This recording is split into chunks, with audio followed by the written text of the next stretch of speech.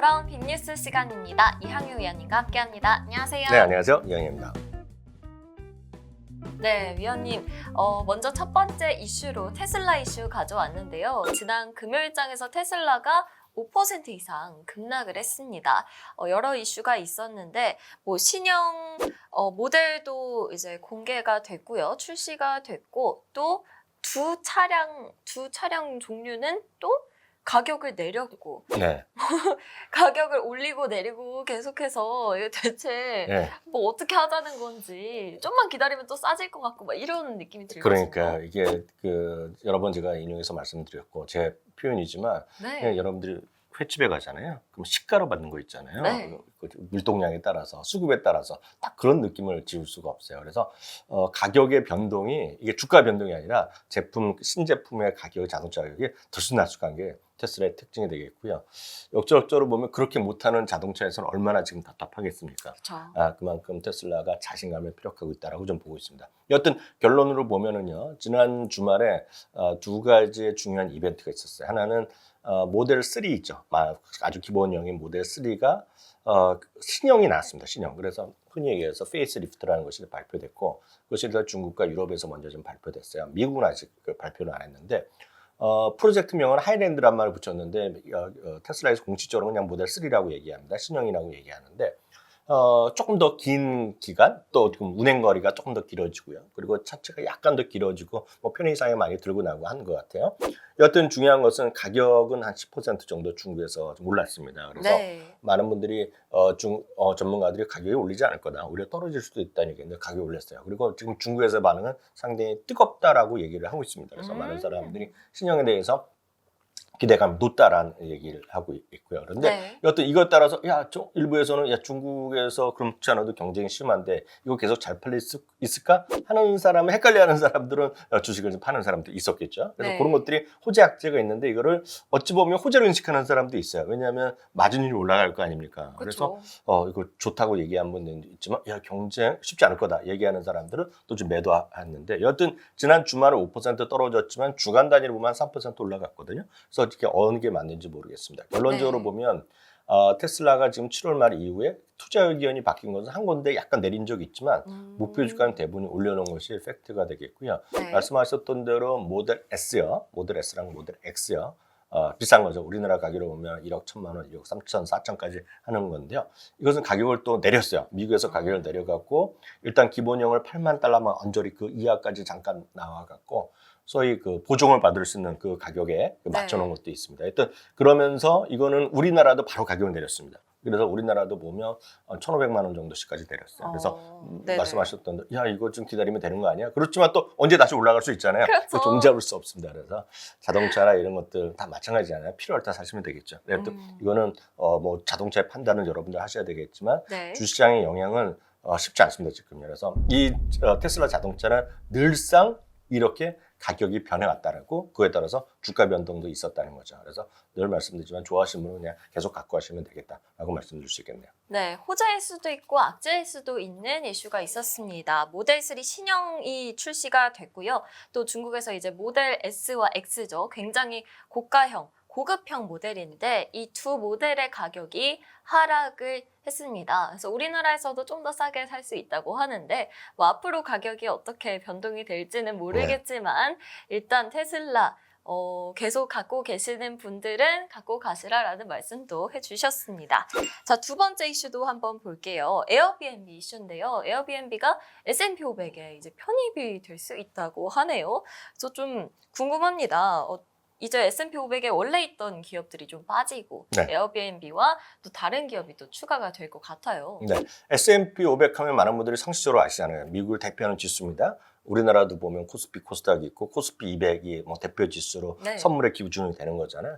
그런 것을 벤치마크라고 얘기합니다. 그래서 벤치마크 역동적으로 살아있기 때문에 미국 주시장에서의 S&P 500 아니면 나스닥 100의 위력, 다우 30의 그런 벤치마크의 역할을 하는 것들인데요. 이게 정기적으로 아니면 또 비정기적으로 모여서 회의를 합니다. 그래서 종목을 들고 나고를 결정하는데요. 이번에도 전격적으로 모여서 결정을 했어요. 그래서 두 종목 S&P 500 기준으로 보면 두 종목이 빠지고 두 종목이 들어가는 그런 결정을 했는데 중요한 거는 많은 분들이 관심 있는 에어비앤비가 이번에 편입됐습니다. 그리고 대체 투자로 유명한 블랙스톤이라고 있는데요. 네. 블랙스톤도 이번에 편입돼서 두 종목이 일단 들어갔습니다. 그래서 결론적으로 보면 지난 주말에 장 끝나면서 발표돼 갖고 시간 내에서 이 두 종목이 모두 4~5%씩 올라갔어요. 오늘 밤에 저희가 그 업로드 되는 날은 월요일 날 밤에는 미국에 휴장이기 때문에 그렇죠. 영향이 없지만 화요일 날 밤에 내일 밤 여러분들 보시면 주가 아. 처음에 좀 올라갈 겁니다. 지금 이 주식이. 왜냐하면 네. 이거는 기본적으로 S&P 500에 편입됐다 그러면 뭐라고 할까요? 그 어떤 리그에 들어간 거잖아요. 없던 수요가 나올 수밖에 없기 때문에 이건 뭐 많고 적고를 떠나서 일정 수준 주가에는 호재 인식하는 것이 분명히 맞다라고 봅니다. 그래서 수급도 있겠지만 야, 우리는 S&P 500 기업이라는 것을 어디 가서 뭐 자랑할 수 있잖아요. 그래서 그쵸. 에어비앤비 같은 경우에 그 CEO는 상당히 자신감이 있기 때문에 우리 S&P 500 기업이라는 거를 여기저기 일단 홈페이지부터 나올 겁니다. 그래서 분명히 좋은 뉴스라고 보셔야 되겠고요. 말이 나온 김에 S&P 500 편입 규정에 대해서 제가 참고적으로 잠깐 말씀드리겠습니다. 네. 왜냐하면 이게 2020년에 처음에 우리 팬데믹 이후에 테슬라가 S&P 500 편입되면서부터 관심을 많이 가졌어요. 보통 때는 그 전에 우리나라에 큰 관심이 없었는데 사실 테슬라 그리고 최근에 엔비디아 덕분에 미국 주식에 관심이 많았잖아요. 그래서 이제는 S&P 500 편입이 얼마나 큰 뉴스냐라고 생각하시면 많을 텐데 그걸 떠나서 S&P 500에 대한 상식적인 기준을 말씀드리겠습니다. 그 회사의 그 S&P 500 지수 산정위원회에 보면 구체적으로 보면 딱 두 가지가 있어요. 두 가지. 첫 번째는 회계 기준을, 값 기준이라고 얘기하고 있는데요. 쉽게 해서 그냥 어려운 기준이라고 보시면 돼요. 네. 일반적으로 받아들이는 좀 타이트한 기준이라고 보셔야 되겠는데 최근 4분기에 실적이 흑자야 됩니다. 최근 4분기에. 아. 그래서 여기 뭐 합산 실적이 나오잖아요. 네. 합산 실적인데 이게 발표할 때 결정될 때 보면 최근 1분기 실적이 흑자가 포함돼야 됩니다. 그래서 아쉽지만 최근 4분기가 흑자였지만 이번 최근 직전 분기가 마이너스가 커져서 흑자는 됐지만 전체 흑자지만 이번에 분기가 마이너스였기 때문에 편이 안 됩니다. 그래서 딱 요거가 두 가지가 기본적인 조건인데 우리 학교 다닐 때인데 헷갈리지만 필요 충분 조건이 있잖아요. 네. 예, 필요 충분 조건이 있으면 다 되는 거지만 이건 다 필요 조건입니다. 필요 조건. 이것 다 무조건 되는 게 아니에요. 그래서 또 하나가 있는 거가 이건 항상 제가 학교에서 강의할 때 요즘은 네. 학교 그만뒀지만 강의할 때 시험 문제 내면 항상 트리키하게 내는 문제가 있어요. 여기 보면 중요한 게 또 하나가 본사가 미국에 있어야 됩니다.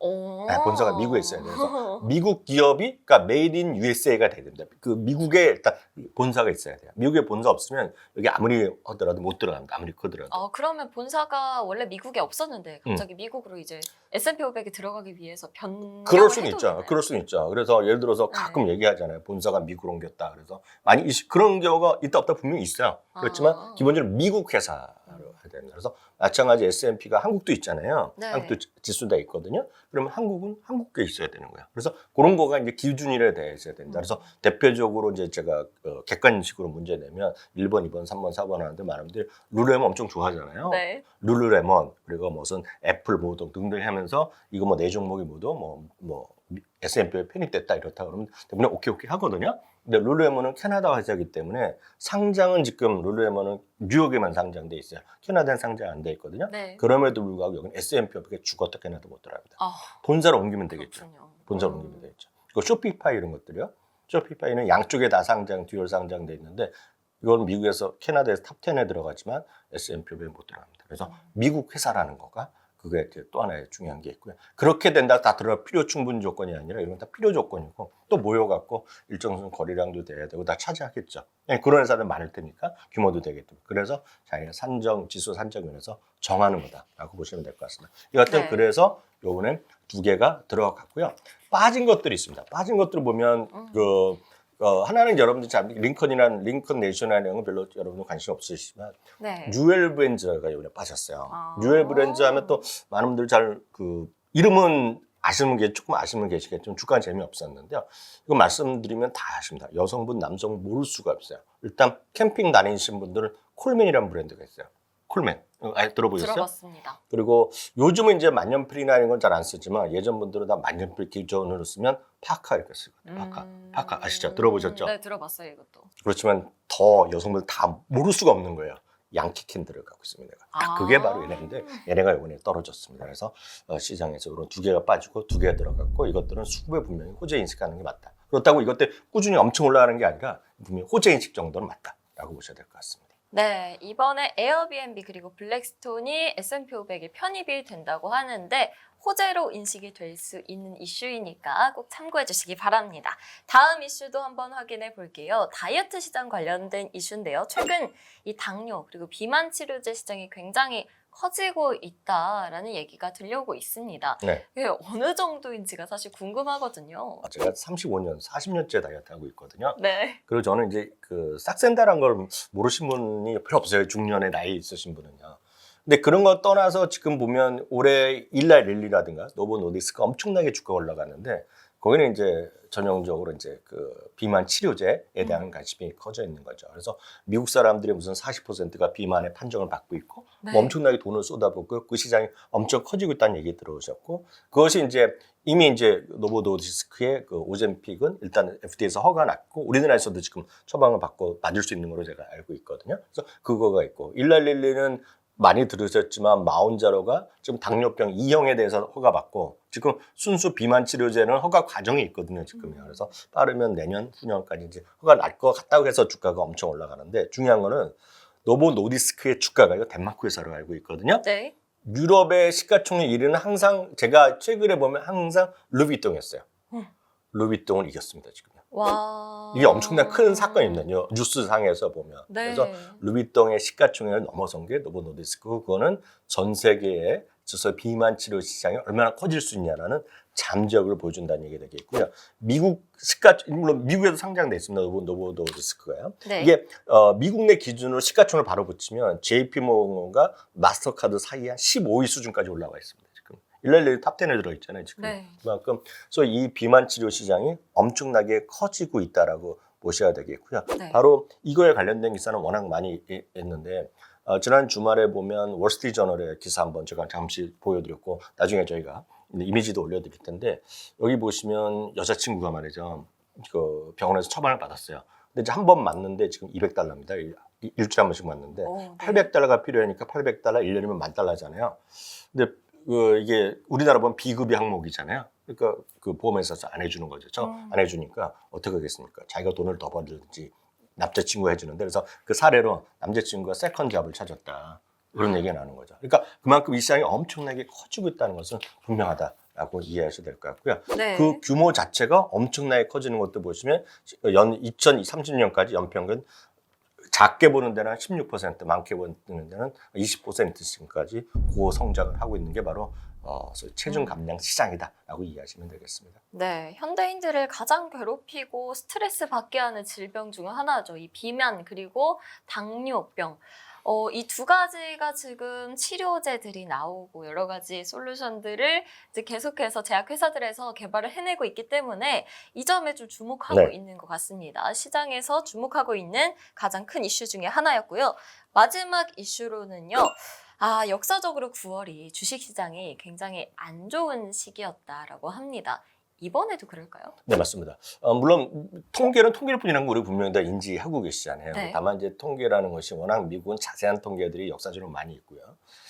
다우지수도 130년이 되고 있고 S&P도 90년이 되기 때문에 진짜 하루하루의 통계가 다 있습니다. 그래서 1년 12달이 평균이 어땠냐 올라왔는지 여러분 마음먹으시면 금방 찾아보실 수 있는데요. 9월 달은 역사적으로 가장 안 좋았던 달인 거는 분명합니다. 네. 1928년 이후에도 마찬가지고요. 최근 5년, 최근 15년, 30년 어떤 경우를 보더라도 9월은 좋지 않았어요. 최악의 달도 있었지만 결국 보면 평균적으로 보면 9월이 가장 안 좋았던 달은 분명하다라고 보셔야 되겠습니다. 다만 물론 통계는 통계지만 시장을 올해 가장 정확하게 맞췄다라고 자타 공인 인정받는 사람이 탐리거든요.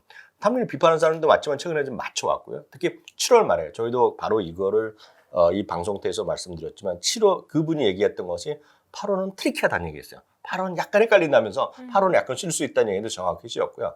8월 3주차에 이 친구는 앞으로 일주일 안에 바닥이 온다고 얘기했어요. 그러면서 이제 사이단다 얘기했는데 네. 얼추 맞추고 있단 말이죠. 네. 근데 이분은 8월에 헷갈렸던 것들이 이제 끝날 수 있다 얘기하면서 이제는 많은 사람들이 9월은 어렵다고 얘기하지만 자기는 정확하게 180도 다른 의견을 갖고 있다 얘기를 하고 있는데요. 그 전과는 좀 다른 흐름이 예상이 되는 이분은 거예요? 특징이 펀더멘탈도 뭐지만 테크니컬한 과거 통계를 많이 인용하는 사람인데 있는데요. 네.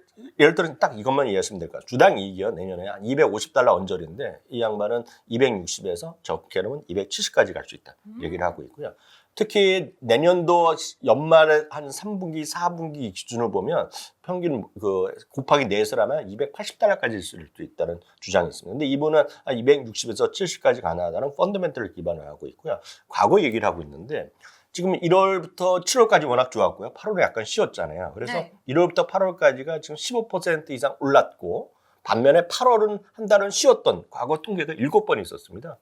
그러니까 1950년 이후에 네. 다시 한번요. 1월부터 8월까지 15% 올랐지만 조건은 8월 달에 올해같이 훅 떨어진 많이 떨어지진 않았지만 8월 달에 떨어진 그거 7번이 있었는데 그 7번이 있었던 경우에 9월 달은 7번 중에 6번이 주가가 올랐고요. 네. 9월부터 12월까지는 한 번도 빼놓지 않고 다 올라갔습니다. 그래서 이분은 워낙 좋았던 해 8월 달에 이미 미리 선반영했기 때문에 그리고 실적도 내년에 상당히 좋아지고 눈높이 올라가고 있기 때문에 지금 주식은 팔 때가 아니라 사야 된다 얘기를 하고 있네요. 아, 네. 역사적으로 9월은 굉장히 부진했던 달인데요. 이번에는 좀 다른 흐름이 펼쳐질 것이라는 월가의 의견까지 들어봤습니다. 네, 지금까지 빅뉴스 시간이고요. 다음 주에는 좀 더 유익하고 빠른 뉴스들로 찾아뵙도록 하겠습니다. 감사합니다. 네, 감사합니다.